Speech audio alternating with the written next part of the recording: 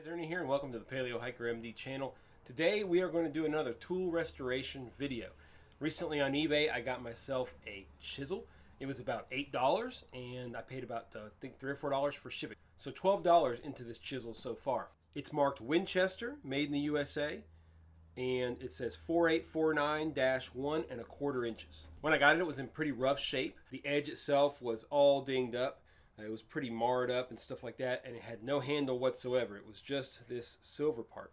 I thought this would be a great video to show you guys how I go about restoring something like this. We're going to get the actual chisel. We're going to get our angle grinder, polish it up really well. Then we're going to get our Work Sharp 3000 sharpening tool and get the edge really, really good. We're going to put a new profile 20-degree edge on it and make it really, really sharp. And lastly, we're going to make a handle out of some maple that I glued together because I didn't have stock big enough to make a handle diameter wise, so I glued two pieces together. So we're going to make an old chisel new today here on Paleo Hiker MD. Stay tuned.